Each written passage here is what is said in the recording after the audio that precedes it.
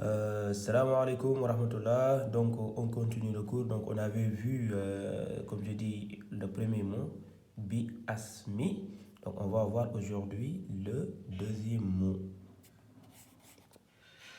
Donc, le deuxième mot s'écrit, je l'écris ici. Hein. Voilà, donc nous avons ici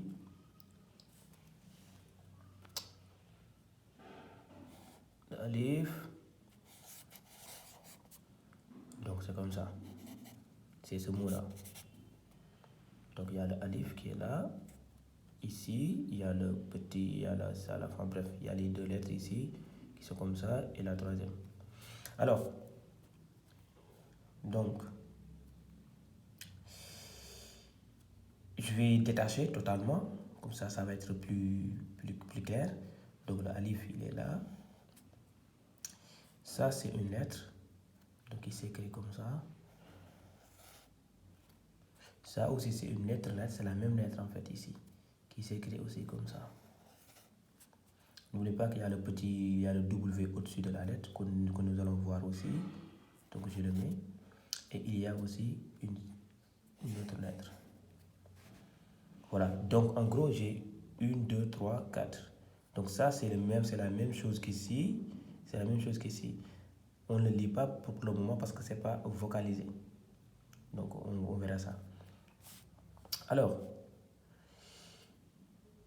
cette lettre aussi, on voit bien qu'il y a un W au-dessus de la lettre. Le W ne peut être qu'au-dessus de la lettre. Ça s'appelle le shadda.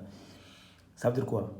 Ça veut dire que quand vous voyez le W au-dessus de la lettre, ça veut dire que la lettre elle-même, elle est doublée.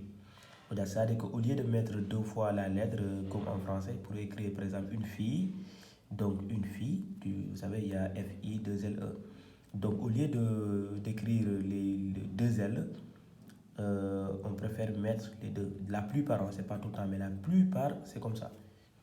Et la plupart, quand la lettre est doublée, on emprunte le shadda. Ça veut dire que si je devais détacher encore une fois de plus, cette lettre-là, je l'écris deux fois. Cette même lettre-là est écrite deux fois. Donc, je te fais descendre ça, il est là. Cette lame-là est là. Et ça, il est là. Donc, ces deux lettres de W-là, cette lettre-là, c'est ce que cache le W. Donc, on revient sur les vocalisations. Donc, on voit bien qu'ici, ce n'est pas vocalisé. C'est là qui est vocalisé. Et ça, ici, c'est vocalisé. Donc, le alif, il est là. Ça, il est là. Donc, c'est ça qui est vocalisé. Donc, la vocalisation, elle est là pour cette lettre. Et la vocalisation ici est là. On est d'accord? Donc, je reprends. Cette lettre est là. Le lam est là.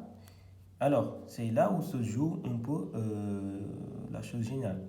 C'est-à-dire que, en fait, ici, vu que le shadda, vu que le W marque la présence de la même lettre qui est doublée, enfin, mais qui est cachée, donc du coup, la vocalisation de la lettre qui est cachée, c'est automatiquement la voyelle du cercle. Et c'est toujours la première lettre. Donc, c'est la première lettre dédoublée qui est cachée. Donc la première lettre, c'est la même lettre que tu vois, au-dessus de laquelle se trouve le shadda, mais le shadda montre que non seulement la lettre elle est doublée, mais la vocalisation de la lettre qui est doublée, c'est automatiquement la voyelle du cercle. Et la vocalisation qui est au-dessus du shadda, au-dessus du W, va être la vocalisation qui va accompagner l'autre lettre qui n'est pas doublée. Enfin, l'autre lettre, quoi, après les avoir dédoublées. Donc ici, on a ici, c'est ça.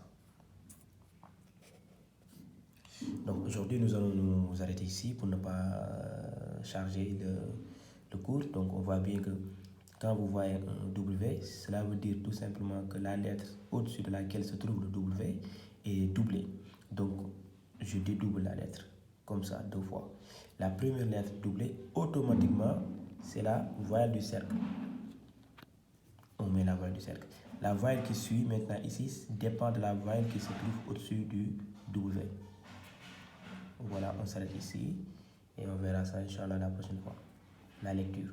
Salam alaikum wa rahmatullah.